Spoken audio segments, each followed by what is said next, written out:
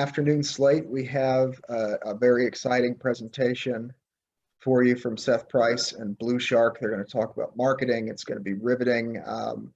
We do expect to have folks trickling in a little bit as they finish up lunch, etc. But with that and with no further ado, so that we can have the interesting stuff take up the time, I'm going to turn it over to Seth and Nalini. Thank you so much, Garrick and Jenny, for having us here. It is awesome to be here. For those of you that don't know me, I'm Seth Price, managing partner of Price Benno. It's 40 Lawyer Shop, DC, primarily single event, and as well as the founder of Blue Shark Digital, which is why we are here to geek out today on all things digital and specifically LSA ads and what they mean for everybody watching today. My wing woman, Nalini Prasad, is going to take the helm today, and she is going to basically go through what is going on with LSAs. We're going to talk about how they've affected paid search. We're also going to dive potentially, if there's time, into what we're seeing as far as Google Local in general. While the LSAs are a paid component, the organic part of Google Local still very powerful. And we had some interesting tidbits when we presented at PubCon a few months ago that was picked up by Search Engine Land.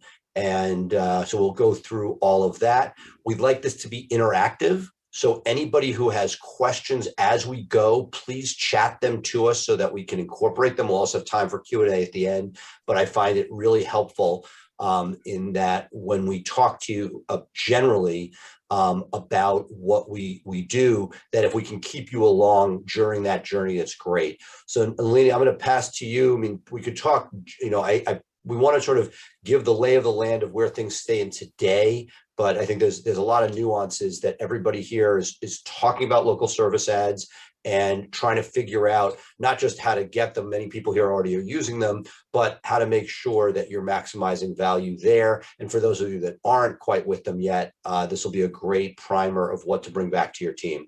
Nalini? Yeah, and I think you're right. It still surprises me that this is a new thing since July of last year, but I talk to lawyers every day and I'm hearing, I haven't heard of that. I was wondering what those ads are at the top of the page. So going to give kind of a higher level overview of everything. But like Seth said, I've got my chat open. So if you want to interject at any time, please do. So we'll kind of start with a simple, what's happening in local service ads in terms of what are they first and foremost. So here you can see in the picture on the right-hand side, at the very top of the search engine page, we've got these paid ads, and you'll notice that it's called Google Screened. You might have seen these green check marks. These come above the Google My Business 3-pack that you can see here below it, but it also shows above those Google ads that people have been running traditionally for a very long time. There's a couple of differences that set these guys apart from that traditional ad copy that you guys create to have as your PPC ads at the top of the page. And one biggest is that you're getting this visibility here at the top, but if people click into this and go to your site, you're not paying for that, right? There's no pay-per-click here, it's pay-per-call. So as folks click into your little ad and then they call the number there, you're charged based on this call going for around 30 seconds. And we'll get into some best practices and things that we've heard of people saying with, I'm getting spam calls and I don't want to get charged for it. But it's really interesting because you get this extra visibility there. There's also a process there that we'll talk about later with those calls. If you do get those spammy calls and you're like, I don't want to be charged for this. And as I mentioned here, you can see the little green check mark that says Google Screened. It's different from Google Guaranteed, which you guys may have heard of and seen in the past. Google Guaranteed was what Google came up with back in the day that was basically saying, there's some of those shadier businesses like the plumbers and the house repair guys. And sometimes it was really hard to find a very trustworthy, service industry person to bring it to your home and have them service your house. And Google said, well, you know what, we're going to put them through this test. We're going to put them through this verification process, and we're going to put a little badge next to their name. And if you have a bad experience with them, we as Google have vetted them, and we're even willing to go as far as maybe giving you back a refund for your services. So that's very much on the home side of things when we're talking about those Google guaranteed ads. And now when we have these Google screened ads, that's more specific to your legal industry, to your financial industry, and those services that have higher dollar product services. Google's not going to say, oh, your lawyer messed up, we'll give you back your retainer, right? So it started, like I said, with these home services back in 2015, was tested in just one small area, as Google does, before they then open it up to everyone. And here what I want to do is kind of take a quicker look at what elements do you see for these LSA ads, right? Because we just mentioned they are a little bit different than the traditional PPC paid Google AdWords ads. And so here, there's very limited information that you're given in this nice little clean ad at the top. You're going to see the name of the firm. You're going to see the number of reviews and your average rating. You're going to see your hours and availability. And so it'll say closed if somebody's searching, later and you haven't chosen to put 24/7 as your business hours, which we can also talk a little bit about when is it the right time to do that without being spammy. And you also see the years established. For a lot of folks, what we've noticed is that maybe you're just starting out, and talking to a few of you during the networking sessions, you guys are just a firm for the first 3 years. So one of the things that could be considered to do is thinking about, well, maybe if I don't put the date my firm was established, but the date that I was barred as a lawyer to help folks, right? Because that's when you were really licensed and have been in that legal industry. But it's really important to make sure that these 4 elements look nice and appealing, because that's what people are going to be judging you on before they hit that call button. That was what it looks like on your desktop, but it's also important to think about, what does this look like on mobile? And so you can see here as an example that you may only see 2 examples versus 3. So they're not trying to take up the entire screen. You'll see your PPC traditional ad underneath it, and then you'll see your local 3-pack. But again, it's the same information that's shown, and this time you have the nice call button there. So again, just really nice, easy ads that can get folks right into your funnel and get you on the phone with them. So how have these local service ads affected the traditional paid search, right? We get that question a lot, and people will say, I'm dumping $10,000 into Google ads already. Why should I do these local service ads instead? And what we've seen, in looking from July to the fall to even tracking it now, there's definitely been a little bit of traffic taken away from those traditional Google ads, simply because of placement, right? They're going to be below. And here people have that nice call button on the mobile screen that you just saw. So we have seen that the click-through rate has dropped quite a bit on those traditional ads. Now, that's not to say that you shouldn't do the traditional ads, because, right, more buckets, more bites at the apple to have yourself be found and connected with. So that's really important. But what we did notice was that the organic rankings, organic traffic, and click-through rate hasn't necessarily been affected as much, because it's kind of that mindset thing. Before you get into playing the ads game, a lot of lawyers will say to themselves, well, do people really click on these? And there's different audiences. There's the folks who are, yes, I want the guy who's advertising because he's got the budget to look like the big lawyer, means he's been getting settlements, means he's been doing well. And then there's the folks who are like, yeah, I'm going to scroll right past these ads, and I'm always going to focus on my Google 3-pack and my organic people, right? So definitely click-through rate is where we've seen a big change there. And then the cost per client acquisition is significantly different here. And talking numbers, when these first came out and, you were the first 3 people to even be set up, you were living the dream, right? You were the only 3 that were showing at the top. There was not the more lawyers button underneath it. And so you were reaping all of the rewards of that. The calls that you were paying for were lower dollar. Around the end of last year, I would say, or maybe fall, we were seeing a cost per call about $85 to $150. Recently, just in the last 2 weeks, we've actually seen the PI cost per call scale quite a bit to about $150 to $250 for each call. But we have to remember that when you're doing Google ads, right, you're getting a click to your site, not necessarily someone on the phone that you then, as a, sell yourself, you're good at this particular practice area, can get that client signed. You weren't having that touch on the phone. So when you're thinking about the cost per this call, you're also thinking about the fact that it is a warmer lead. It's someone who's ready to actually get on the phone with you. But that is interesting to me because we've also seen a lot more firms finally get verified, which we'll kind of talk about what that process looks like. So here in terms of local service ads for just legal, as I mentioned, that happened in July of last year. They had tested it for about a year before actually opening it up to all practice areas. They started with estate planning and immigration in just 2 areas, in San Diego and Houston.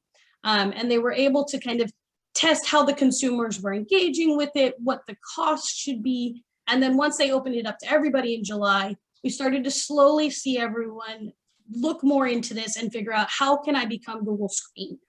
So that process was quite fun at the beginning. It's, they're kind of asking for your whole life story, down to, in some states, they're asking for your malpractice insurance information. They want full criminal background checks on all your employees. So if you're just a, 2-lawyer shop, you got 1 paralegal, that's great, that's easy, you got 3 employees. But if you're a larger firm, it's a lot more work that you have to put together to put in this nice little application and send off to Google. And then of course with Google, whenever they bring out a new feature, right, they're also not thinking about how inundated they're about to be. And so sometimes they won't have the support ready for you. So at the beginning, there were a lot of issues in terms of getting yourself actually verified. There was a lot of times that you had to spend kind of on the phone with Google support. There were some glitches in there, which I actually have a whole slide, and then we have some handouts too, so that you guys can keep track of these if you're going to go try to do this yourself and kind of get yourself set up. Here's the issue, here's how I handle it. We have found that, even when you were putting on the ads, you weren't showing up. A lot of that stuff has gotten hammered out, and so things are a lot more smooth right now. But it's really important to know that there's, glitches that people might know how to fix by now. That with these, it's extremely important to know that the reviews play a huge part, because again, there's only 4 things that they can judge you on. And those gold stars are beautiful when they can see that average and see the number of people that have worked with you in the past, right? Doesn't necessarily have to be 5 stars, but if you have 100 reviews, that means that you have helped folks and you've had experience working with clients. And then in terms of how you set up these ads, you're able to get very specific as to what practice area you do and what kind of services you'd like to show up for, similar to how you'll do keywords for your traditional ads. But we are noticing that the more areas you put that you can handle, the more likely you'll have higher traffic and more impressions in these ads. So kind of leveraging it properly. So here are some of those glitches that I mentioned very quickly. We'll be submitting this presentation so people can go through this, but aside from the delays, the glitches that we've seen that are kind of often happening is there's one thing that says required parent business name. And if you don't have a parent business name, again, sometimes these were set up for different industries, simply put your firm name twice, right? It's as easy as that, but it's not very intuitive. That will fix the situation. When you're putting your headshot, because that is one of those elements that is on the ad, sometimes it will be very finicky and it will say, no, we don't want this headshot, there's something wrong with it, but it doesn't tell you what's wrong with it. We have found that if you are to take that headshot and put it on a background like a gray or white background for whatever reason, that's a nice little fix. So little things like that, it's just test and measure. And as we've set up a bunch of these, we have those little pieces of input. Those are all in the handouts that we can offer you guys, and I'll share those in the chat as well. And the last part here that about these LSAs is, well, now I've verified myself, I've got the green check mark, I'm putting the ads out there, but how can I make sure that, in my market where there are 40 of us verified, that I will actually show up? And so here's a couple of items, things that you can make your ad strong, can make you a strong contender. Reviews, like I said, are very important. Keep generating those quality reviews. It's less likely that they're going to see the negative reviews and the content of it, but just the number of them is really important there. Budget, set high and let it ride is the way that I say. So you can always go back and tweak it and say, oh, well, I don't want, spending too much, burning through my budget, not getting quality calls. That's fine, but you want to actually give yourself a shot at the beginning. Business hours, this is where we mentioned, if you are 24/7, that means that you actually have an intake service, or someone like Alert spoke earlier today, something like that, where you actually can physically have someone pick up the phone and handle a client intake, is when you're 24/7. Otherwise, you don't want to put 24/7 and have folks who are calling your firm and getting voicemails. That's going to look terrible. It's going to reflect poorly on your Google My Business in general, that you're not, people are going to leave you negative reviews. You're going to have that your engagement is not a quick response, all sorts of things. So don't try to put something that's not true. Make sure it reflects accurately what you have. That goes into avoiding a bad rap, right? Or a reputation. So don't take shortcuts. Don't try to do spammy names, which we'll talk about in a bit too, but just kind of stay in your lane, do the right thing, and it will always pay off in the end with Google. That's just, history repeats itself, and we know that people get caught, and Google gets smarter and changes its updates to its bot. But yeah, just keep engaged with the folks too. Make sure that you are keeping your profile active, and let Google know that you are really a business that's engaged with your consumers. So here are there's just some information here. If you go to lsa411.com, you're able to download the guides, but I will also try to share some of the information on them as well in the networking sessions during this. So if people have questions, just make sure to, as I take a break here, let me know. I know it is a lot of information to throw at you guys, and you may be at the point where you're saying, I just want more information on how to get started, whatever it may be. But one of the biggest things, and this might be a question in your head, is people say, well, great, now we have these local service ads right at the top of the page. So why is it even important for me to care about organic anymore? And one, we aren't seeing big dramatic changes to traffic from organic, so that's still working for conversion.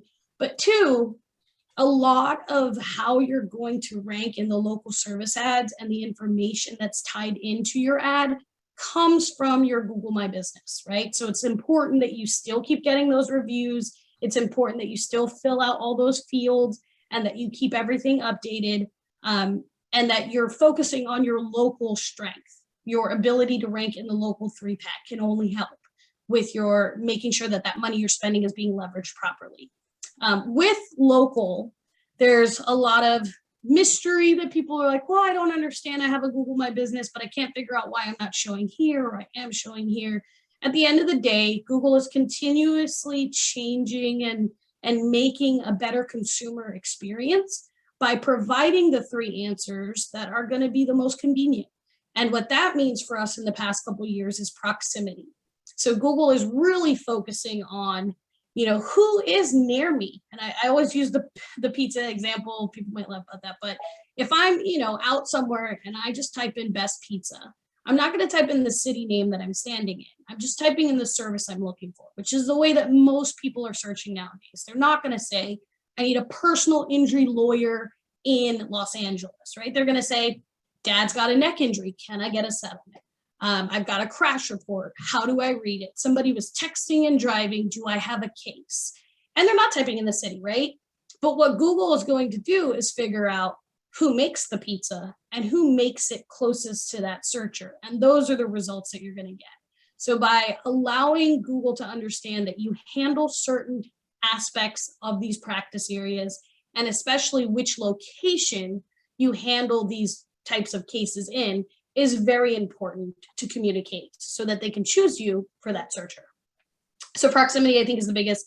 Keywords in the names are, that's the spammy situation. There are people who actually have business names that have keywords in them, and those are absolutely helping. The age and authority, just like in your website, by being there, by being trusted, by being dependable, it's the same kind of situation with your Google My Business. The longer you've been around, the more you have been getting those reviews and being active in responding to people or engaging with the fields and features that they have, the more likely you are to rank and to stand out to Google. it's, you know, it's just interesting as we figure out these items are going to stay the same, but what's going to happen in terms of how much more will your organic local Google My Business actually affect your LSAs? How will the LSAs change? Will there be 5 at the top? You know, all things that we're keeping our eye out for and seeing as they come in. But one of the things that I mentioned to you earlier was, well, spammy names. That's one of those things that can make it hard for people to actually rank in that local 3-pack. There's other items like this, the local 3-pack filtering. So if you are in a building with another lawyer that does the same practice area as you, sometimes Google's going to say, and you can see in this picture, you see all the little red dots, right? If you're all in one building, they're going to say, nope, you know, we're only going to show one person in this building and the rest of you guys are going to get filtered out. You won't show. But actually, one of the things that I think is interesting is I've seen in markets like Atlanta and LA recently, and very rarely do I see this, I will see 2 people from the same building, because I think that Google is toying with the idea that you can't, there are just some buildings that are near the courthouse in a lot of the markets that you guys find yourself in, where there's a ton of law firms there, right? And you cannot just say, okay, well, I'm going to take only one.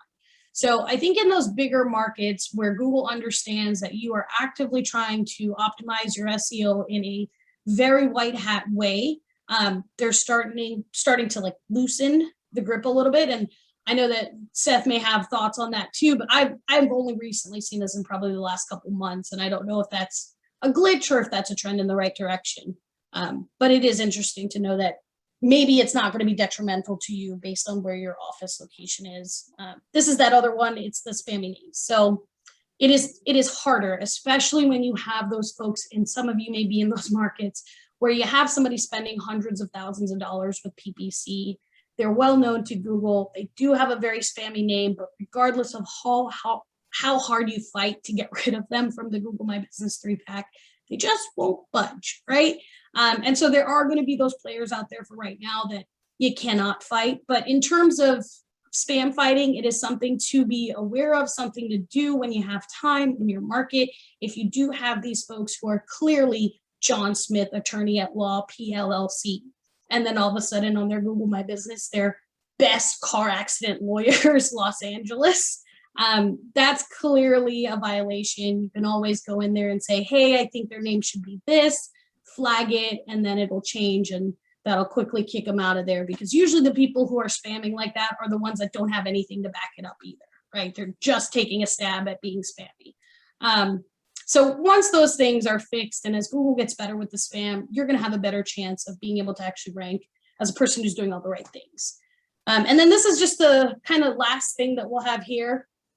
And I do have a question too. So what are some examples of spammy naming conventions to avoid, right? So I think anything where you're going to just completely ignore your firm's name and just have it say immigration lawyers city, or city personal injury lawyers. A lot of times you can be on the bubble if you have it say something like John Smith attorneys at law, or John Smith attorney injury lawyers. If you kind of include it with the name of your firm, it looks a lot less like it is aimed to be just spammy. And a lot of people do name their firms that, right? So those are okay. They still stick out to folks who are spam fighting, and it has people dinging you. So whether or not your name is false, if it seems spammy, you're going to get a lot of reports against you, and that does not help with your reputation in general. So it's best case to just kind of stay away from anything that has your practice area and your city as the main name on your Google My Business. And that was a great question. So here with the last item that I'll kind of leave you guys with is a little bit of a case study to show folks who are, doing their best to optimize their Google My Business. They're including content that is specific to the city and including really specific pages of content about types of issues they deal with, doing everything right, yet they're having trouble showing in certain places. So in this picture, what you'll see is that this was a firm that was optimizing for St. Louis. but St. Louis is really big. And so you can have a St. Louis address where it's comma St. Louis, but you could be, 20 miles out from city center and you're still in St. Louis. What's happening is as people stand there, and going back to my example, and they're just looking up, I need a visa lawyer, and they're not putting in the city name specifically. Google is searching just that really short radius of where you're standing and finding the people who are physically located in those areas, right? So as much as you want to optimize for St. Louis proper, if your firm is specifically located 20 miles outside of that downtown area, you're not going to show in that downtown area as much. You're going to show around your office where it's physically located, and you can see where the green, is showing, oh, here's where they're ranking. And then as you get further away, you're not ranking as much, right? So what we did was taking the same thing, the same optimization, that powerful juice that you've put into this office. What happens if we take this firm and put an office right downtown? And what you'll notice now in this graph, and you can see it here again, at top right as you get closer to St. Louis, is completely it's red and it's yellow. As you move on and you get an office downtown, you'll see that you're not just covering this area outside where the existing office was, but now you've turned a lot of red and yellow into green, meaning that you're showing in that local 3-pack simply because your office is closer in proximity to the searchers there. And one of the biggest things is we've noticed that this is a much better approach for firms that have practice areas that correlate to a primary category. So, the example that we said was if you're an immigration lawyer, immigration keywords, those are going to help you rank better. A lot of times people are workers' comp and there's not a primary category for that. It's a drop-down list. Google's constantly adding new ones to keep your eye open for, but everyone who does workers' comp, you have to be personal injury as your primary category. So a lot of these things come together. And I think the one thing that's really important here too is that there is this areas served field on the back end of your Google My Business. I tell you guys to open it up, take a look at it, and see what you have there. Do you have anything? Because as we are in COVID, as Google realizes that a lot of firms, and many of you who are probably listening to this right now, may have closed your brick and mortars, you guys are looking for more virtual space, right? If we remember 2019 summer, Google cracked down on anyone that had a Regus and a WeWorks because they said, you're playing the game, you're cheating the system, you're getting these virtual offices just so you can optimize and turn your map green, right? And so we don't want that. If you have 5 offices and they're all virtual, we're going to suspend those Google My Businesses. We're going to take a closer look at you. Now in COVID world, that's kind of what you're doing. You have to have a space, but why should I pay for an expensive, office in downtown Miami or downtown DC? I'm going to just get a co-working space. And so Google has to rethink how they're going to treat those virtual spaces. And I think that areas served field in the back end of your Google My Business, and this is totally just me giving my opinion, but I think that that's going to become important. And I think that's where you're going to have to tell Google which neighborhoods you service and which areas you can take clients. And so Google will have to listen to that at some point, but obviously, how are you going to police that? Because then I could go in there and say, I have, 50 service areas. So it's something to keep an eye out on. If you haven't done it yet, it is a good field to go in the back end and at least put your primary neighborhood that you service and give it a month or so and see if anything kind of moves. Think about relocating and or when you're picking an office location after COVID, where do I actually want people who are standing and searching for my services to find me? And that's going to be the money way to figure out how you can turn that city center area into green for you to be ranking. So that's kind of the overall idea, is that we're definitely seeing that Google is trying to find the best fit. They are not trying to take the big firm that is in downtown anymore and show that person all over the map, but they're finding the best fit nearest you. And so just being that person, right? So if you guys have questions, Garrick, I know that I have spoken a lot here. I don't know if you had any questions. I've enjoyed how you've kind of done the moderating and asking people some of the important things. If you have any questions for me or the audience. And Seth, if you have any thoughts. I just saw something pop up about best, ROI for PPC versus LSA.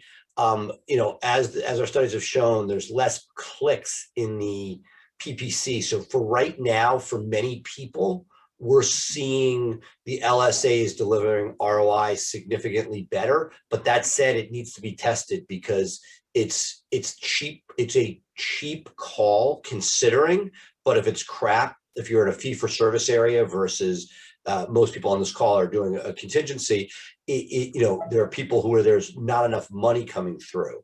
So there are a lot of people who don't do PPC that you want to check to see whether LSA does get you a decent ROI. So generally, I would say better, but it is not a panacea. But I definitely think that if you haven't played with it, it's definitely worth an experiment. And real question, do we want to do a deeper dive into reviews and things like that?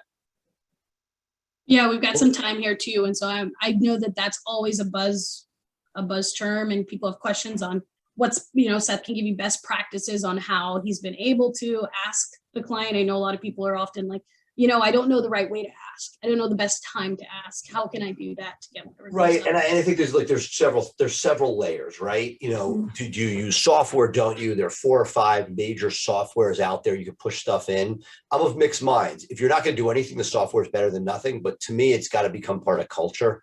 It's really tough. And as you see more competitive markets where people really get with it, it can become a huge obstacle for people who don't take it seriously. The other thing was just bad reviews, and that's something we get asked, all the time. There's a number of protocols. First is just challenging it in case it violates Google's terms of service, things we talk about all the time.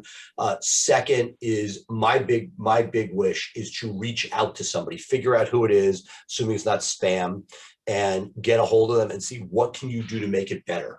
Sort of a saying, money solves almost all problems. An extra $500 waived of expenses, or just to listen to somebody whose case you didn't take and trying to get them to somebody else can often, a lot of bad reviews come from people that never even hire you. That's the most frustrating part, especially in the plaintiff space. So looking in that direction. So let's say you've exhausted all that. You go and you flagged it. The second you call the person up, and as I said, if you can get a person on the phone, more often than not, I find that you can do it. You don't want to add fuel to the fire, and there's some people you're just not going to deal with. Third is to speak to your agency. We are pretty well connected, both our own juice as well as consultants that we use, that we can pretty much have a direct line. It's not perfect. It's not like we're going to get everything down, but if something really is wacky, we can usually have a pretty good sense of taking it down. It is not that likely to come down just by flagging it yourself. Google has sort of a grading system based on the authority of the Google local account that is making that request. And so the people that are local guides with more authority or juice, they are going to be able to have a better chance of taking stuff down. Something I say every time is, don't do something stupid like start talking about the person's case. Attorney-client privilege still attaches, even though they may have made a comment. There's some light at the end of the tunnel where we may get some more latitude, but my attitude is no one bad review is going to sink you. If you have a lot of them, it's probably a systemic problem with your firm. I just did an intake call the other day for Blue Shark where a guy had like a 1.7 average rating. I'm like, you got to really try hard for that. I'm like, dude, you may need to look introspectively on yourself to see what the hell's going on inside your operation. This is not a challenging of review issue. I don't think it's the case for most people here. And then sort of the final piece is answering the reviews. I think it's a best practice. Not everybody does it. I've not always done it historically. We've started to do it. I've always wished the keywords in the reviews, which you do care about, would count in the responses. They don't appear to be. So I would say, dispute, reach out, try to fix, speak to your brain trust to see if they can remove something beyond that and respond. That's sort of the in a nutshell, all different steps that I like for dealing with reviews. So And that remind us all again, if you would, in the particular context of LSAs, what are the stakes when it comes to reviews? I know there are, that last slide that you had listed the key factors, and I don't think reviews was on there. So, I mean, how much should people be sweating this in this context? I think it's one of those things, if you've never focused on reviews, you've only done paid search, you now need to focus on it. That it is definitely, it has become more of a factor. The Google LSA has rolled out, and what they are looking for, at first they just wanted people to participate. They need 3 per market. Now they're trying to differentiate. So budgets are now being expanded. I think while reviews are big, I'm already seeing in some of the major markets that the ability to add budget is there, and it's just a matter of time before they start allowing the cost per call to be auction based.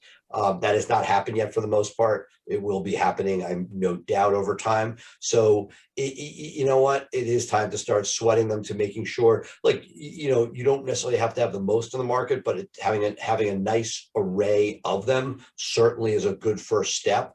And that it is something that if you before said, hey, I just was doing paid click and I'm fine, I think that your team is now saying, hey, both for a visibility piece and for a conversion piece, you definitely want them there. So if I'm looking to get started tomorrow, what are like the first 2 things I should do? I mean, aside obviously from calling you guys. No, but let's take a step back. Something like an LSA, signing up and going through that process, when things go right, is the actual sign up is not horrific. We have a guide, it's free, lsa401.com. You can download anything you need that sort of both can walk you through how to do it and what are some of the biggest hiccups you get. So that is not the big obstacle. I mean, it can be if it screws up. For most people with smaller firms, it's easier. It's some of the firms that are larger, that have a little bit more hair on them, the background check took a little bit longer. And Google has gotten better and better, or at least the outsourced company they're using has gotten better and better at dealing with this. So I think the answer is, whether you do it yourself, whether you do it with some in-house person, whether you use an outside person, as Nike says, just do it. But while doing that, I think that you want to look at your whole Google local makeup and start having a strategy of how to deal with it. Just like when people come to us wanting to work with us for digital marketing, they're like, oh, we're a referral shop, we're multi-generational, we've gotten all of our cases from referrals. That's awesome. There's nothing better. But if you start paying money for marketing, my strong 2 cents is you need an internal discussion about how you're going to basically lay things out so that the intake is no longer the same. You can no longer wait 2 days to return a call. I tell a story that I sent my dad a referral for one of his partners in an area that he didn't do on a Friday at 3. And then by Monday at 10 a.m., he called me back to say somebody else had already called them and taken the case. I'm like, yeah. So when you're marketing the time frame, and I would argue that what we have seen, to my own personal detriment at Price Benno, it says the LSAs need to be answered immediately. These are phone calls for instant gratification. They're not forms being filled out. There's not like, get me help later. It's like, I'm calling somebody, I expect help now, and you're paying for that, and that you need to tweak your intake to allow for that. And if you don't, you're not going to see the ROI you want, because you're paying, even though it's reasonable, it's still real money and it adds up quickly, and you have to make sure that you have that in place. So I would say reconfiguring your intake and your philosophy and your team, because if you have old school employees that are like, yeah, they'll be fine when I get there, it's not the case. They will be gone, and you will have spent the money, and that's very sad. Well, for those of you who were on the alert communications panel this morning, I mean, you're now getting a double dip of this message. So, I mean, this is the world now. Response times have to be faster. Tom said, 3 to 4 minutes for a text message, 5 minutes to return a phone call. And I mean, so, it's when you hear something echoed by multiple knowledgeable people, that's what the world is now. Right. And look, I love Alert, and they are great. If there's someone who's just starting out and that seems daunting, get a freaking bat phone, what I call it, like a cell phone, and that phone is answered. And if somebody has it and it gets past like the nuclear briefcase the president has, that phone needs to be answered, needs to be texted back. And you know what? When you start getting busy enough, God forbid, or God willing, that you start getting those calls, that's when you need protocols, and places like Alert and all those places come in really handy. So it's like, it doesn't matter how you do it, and Alert would tell you the same thing, but when you get to the point where it's not happening and your team isn't answering the phone calls, that's where, when you listen to recordings that are not great, and you realize you have a bill to pay for what you're doing there, that's really the 1-2 combination that is, it's brutal. It's a wake-up call, and I highly recommend, if you're going to do this, that you add a layer or two, both an internal and an external layer, so you have 2 shots at making sure that's answered.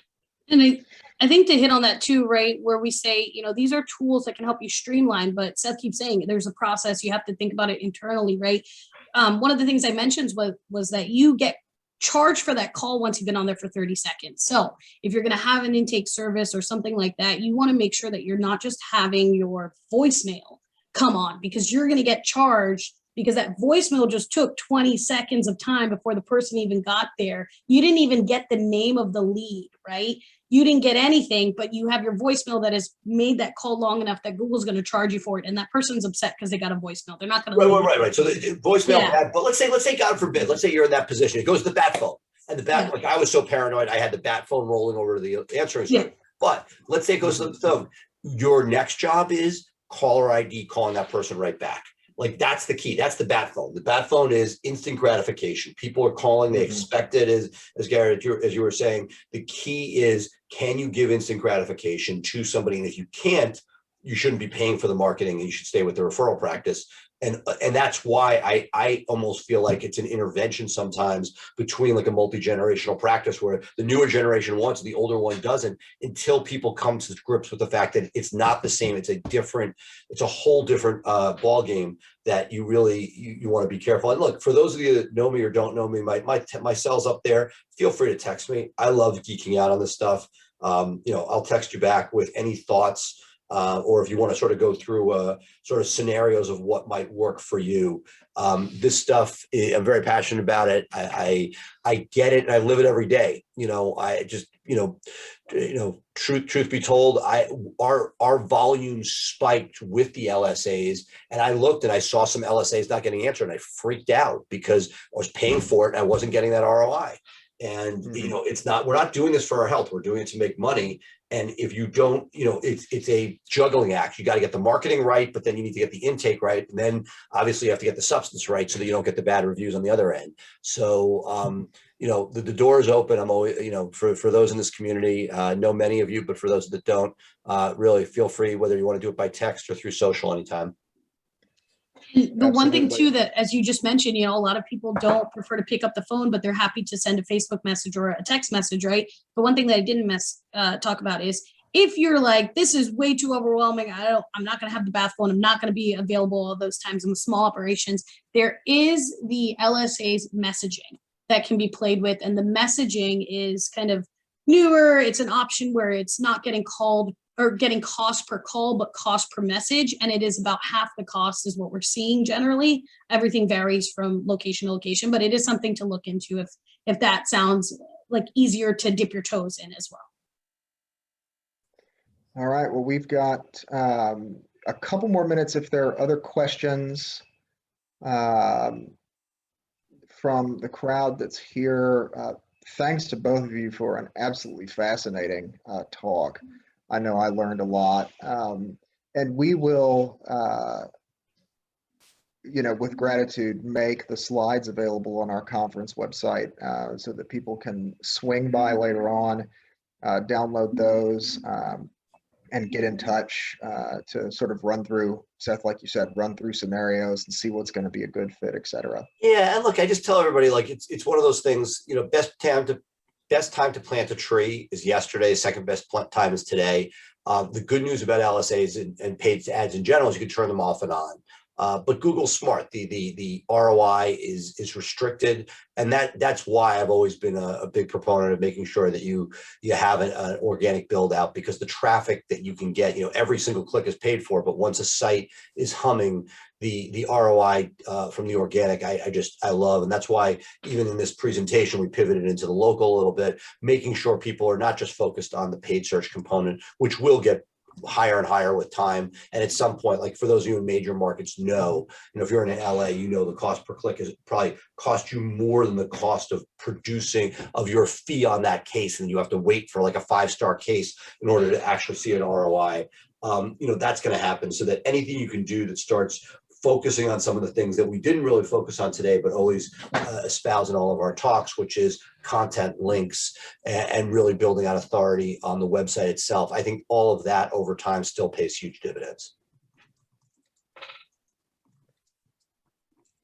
All right.